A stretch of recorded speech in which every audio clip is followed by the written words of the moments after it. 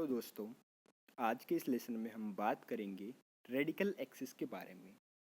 हम यहाँ पे जानेंगे कि रेडिकल एक्सिस होती क्या है और इसकी प्रॉपर्टीज़ क्या होती हैं और इससे रिलेटेड क्वेश्चंस किस हिसाब से पूछे जा सकते हैं। तो आइए दोस्तों शुरू करते हैं आज के इस लेसन को।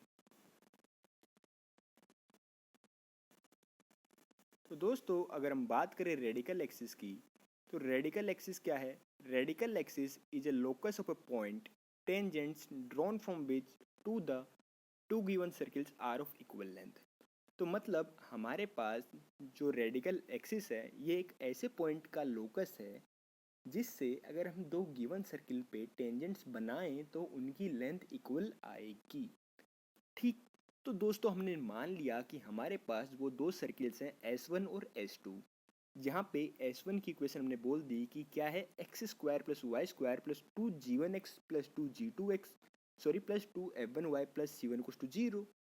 और S2 की इक्वेशन हमारे पास है x square plus y square plus 2g2x plus 2f2y plus c2 equals to 0। तो ये हमारे पास S1 और S2 की इक्वेशंस हैं। ठीक, तो अब दोस्तों हमें बोला गया है कि क्या है ये रेडिकल एक्सिस, एक ऐसे पॉइंट का लोकस है जिससे क्या है, इन पे लेंथ ऑफ टेंजेंट इन दोनों सर्कल पे इक्वल लेंथ की आएगी। ठीक, तो दोस्तों मान लिया हमने वो पॉइंट है पॉइंट P, तो हमने उससे टेंजेंट्स बनाई दोनों सर्किल पे, जो कि एक सर्किल को पॉइंट A पे टच करती है और दूसरे सर्किल को पॉइंट B पे टच करती है। तो PA और PB क्या होगी? Length of tangent. तो रेडिकल एक्सिस क्या है? उस पॉइंट का लोकस है जिसके लिए लेंथ ऑफ टेंजेंट इक्वल आए, मतलब PA इक्वल्स टू PB आएगा। तो दोस्तों हमें पता है कि जो लेंथ ऑफ टेंजेंट होती है सर्किल के लिए उसका फॉर्मूला क्या आता है? रूट S1, है ना। मतलब अगर नॉर्मल सर्किल S है तो उसके लिए अगर हम किसी पॉइंट से टेंजेंट बनाएं तो उसकी लेंथ आती है रूट S1। तो दोस्तों यहाँ पे कहने का मतलब ये है कि root S1 equals to root S2। ठीक, समझ में आई बात? क्योंकि पॉइंट P को जब हम इस पे PA की लेंथ निकालेंगे तो हमारे पास आएगी रूट S1, और पॉइंट PB के लिए निकालेंगे तो हमारे पास क्या आएगी? Root S2। तो मतलब हमारे पास आ गया root S1 equals to root S2। इसका जब हम स्क्वायर करेंगे तो हम कह सकते हैं कि S1 इक्वल्स टू S2। तो S1 इक्वल्स टू S2 हम कह सकते हैं, तो हम कह सकते हैं कि फाइनली हमारे पास जो रेडिकल एक्सिस है उसकी इक्वेशन आई S1 minus S2 equals to 0। तो दोस्तों रेडिकल एक्सिस की जो इक्वेशन आती है फाइनली हमारे पास निकल के वही S1 minus S2 equals to 0।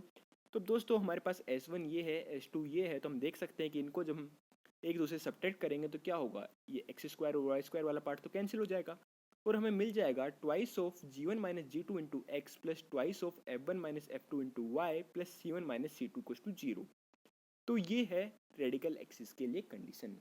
तो दोस्तों बस आपको याद कर रखना है कि रेडिकल एक्सिस उस पॉइंट का लोकस है जहाँ से हम बनाएं अगर टेंजेंट्स की लेंथ, मतलब दो गिवन सर्किल पे टेंजेंट्स खींचे तो उनकी लेंथ इक्वल आती है। और कंडीशन क्या, इक्वेशन क्या आती है रेडिकल एक्सिस की? S1 minus S2 equals to 0।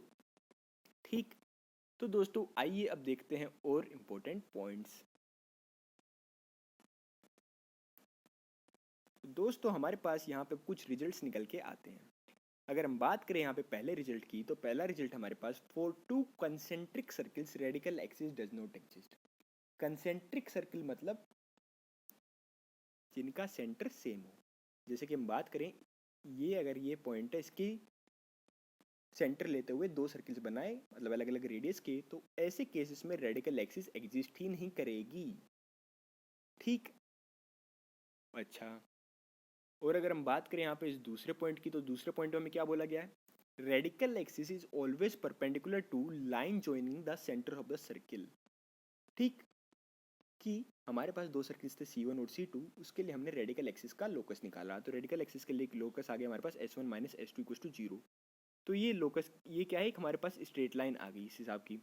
तो ये कहने का मतलब ये है कि ये जो स्ट्रेट लाइन आई ना ये रेडिकल एक्सिस की, ये क्या होगी, जो दोनों सेंटर्स हैं, दोनों सर्किल के जो सेंटर्स हैं उनको जो लाइन ज्वाइन कर रही है उसके हमेशा परपेंडिकुलर आती है रेडिकल एक्सिस। ये एक इम्पोर्टेंट रिजल्ट है।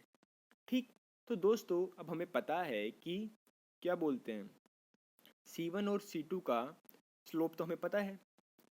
इस जो लाइन ज्वाइन कर रही है दोनों सेंटर्स को, इसका स्लोप हमें पता है। कैसे पता है? क्योंकि सेंटर के कोऑर्डिनेट्स पता है।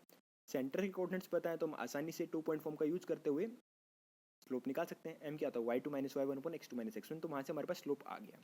तो दोस्तों अगर हमें C1 C2 वाली लाइन का स्लोप पता है तो हम रेडिकल एक्सिस का स्लोप निकाल सकते हैं, क्योंकि इन दोनों के स्लोप का प्रोडक्ट -1 आना चाहिए, क्योंकि ये दोनों लाइन आपस में क्या है, परपेंडिकुलर।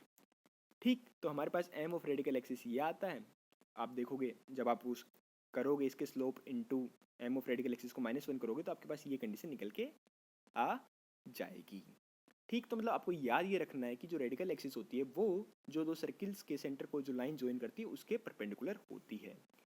ठीक, आइए अब देखते हैं अगला पॉइंट। तो दोस्तों अगला पॉइंट हमारे पास क्या है कि radical axis always bisects the common tangent of two circles. हमारे पास ये दो सर्किल्स थे, अब इनके जो दो कॉमन टेंजेंट्स है, कॉमन टेंजेंट मतलब वो टेंजेंट जो दोनों का टेंजेंट हो। तो यहाँ पे हम देख सकते हैं कि ये ऐसे करके हम देख सकते हैं कि ये दो टेंजेंट बन रहे हैं। तो जो रेडिकल एक्सिस होती है ना वो इन दोनों टेंजेंट्स को बाइसेक्ट करती है, मतलब इक्वल लेंथ में डिवाइड करती है। तो ये जो मैं पॉइंट्स आपको बता रहा हूँ ये आपको याद रखने हैं, ये आपके कई क्वेश्चंस में काम आ सकते हैं। ठीक, तो अभी तक हमने क्या पढ़ा कि रेडिकल एक्सिस ऐसे पॉइंट का लोकस होता है जिससे अगर हम दो गिवन सर्किल पे टेंजेंट्स खींचें तो उनकी लेंथ इक्वल आती है।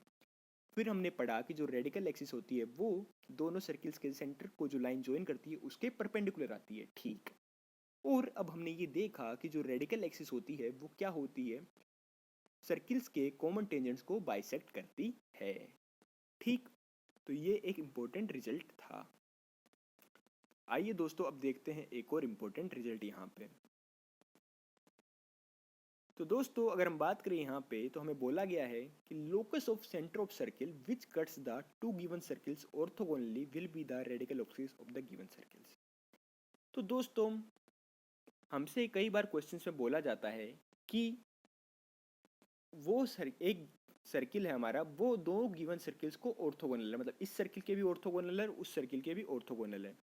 तो उस केस में हम क्या करते थे, अलग अलग पहले क्या करते थे कि जनरल इक्वेशन मानते थे सर्किल की, फिर दोनों सर्किल के लिए ऑर्थोगोनलिटी की कंडीशन लगाते थे और फिर तीसरी कंडीशन का यूज करके इक्वेशन निकालते थे। पर दोस्तों यहाँ पे हमें क्या बोला गया है कि अगर हमारे पास ये है कि जो locus of centre of circle which cuts the two given circle orthogonally will be the radical axis of the given circle. इसका मतलब ये है कि वो जो सर्किल दो गिवन सर्किल के ऑर्थोगोनल होगा उसका सेंटर क्या होगा, रेडिकल एक्सिस पे लाई करेगा। ये एक इंपॉर्टेंट रिजल्ट है, यहाँ पे ये हम डायरेक्ट यूज कर सकते हैं और हम क्वेश्चंस में आपको यूज करके भी दिखाऊंगा कि ये कैसे है। ठीक, तो आइए दोस्तों देखते हैं अब क्वेश्चन।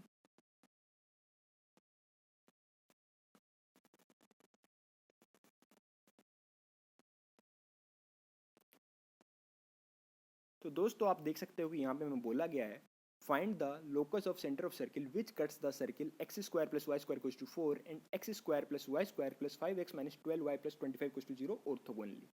तो दोस्तों ये डायरेक्ट सवाल है, अगर हमें नहीं आता तो हम क्या करते हैं, हम सर्किल के x square plus y square plus 2gx plus 2fy plus c equals to 0 मानते, फिर ऑर्थोगोनलिटी कंडीशन इसके लिए निकालते, फिर इसके लिए निकालते और फिर देखते कि सेंटर जो माइनस जी को माइनस है वो किस में क्या हो रहा है, रिलेशन देखते हैं।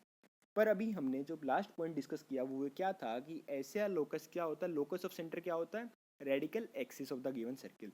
तो रेडिकल एक्सिस क्या होती है, S1 minus S2 equal to 0। तो दोस्तों S1 हमारे पास क्या है, x square plus y square minus 4 equal to 0। S2 हमारे पास क्या है, x square plus y square plus 5x minus 12y plus 25 equal to 0। तो इक्वेशन ऑफ रेडिकल एक्सिस क्या है, S1 minus S2 equal to 0। तो आप लोग कर देंगे तो हमारे पास क्या आया, minus 5x plus 12y minus 29 equal to 0। इसको हम थोड़ा सुंदर बनाएं तो हमारे पास क्या आएगा, 5x minus 12y plus 29 equal to 0। ये क्या हो गया, सेंटर का लोकस आ गया उस सर्किल का जो इन दोनों गिवन सर्किल को ऑर्थोगोनली कट करता है। तो आप लोग देख सकते हो कि अगर आपको रिजल्ट याद है तो कितना आसानी से एक स्टेप में आंसर आ गया। अगर रिजल्ट याद नहीं होता तो फिर आप जनरल सर्किल मानते, फिर आप दोनों के लिए ऑर्थोगोनलिटी कंडीशन निकालते, फिर वहाँ से देखते कि हमें करना क्या है। ठीक, तो दोस्तों ये था आज का लेसन जिसमें मैंने बात की रेडिकल एक्सिस की। तो मैं उम्मीद करता हूँ कि रेडिकल एक्सिस से जुड़ी हुई सारी चीज़ें आपको समझ में आ गई होंगी। अगर फिर भी आपको आज के इस लेसन में किसी भी टाइप की कोई भी दिक्कत है तो आप कमेंट करके ज़रूर पूछ सकते हैं। और अगर आपको ये वीडियो अच्छा लगा तो प्लीज़ इस वीडियो को लाइक करिए, दोस्तों के साथ शेयर करिए और हमारे चैनल को सब्सक्राइब करिए ताकि आने वाले लेसन्स की अपडेट आपको मिलती रहे। Thank you friends.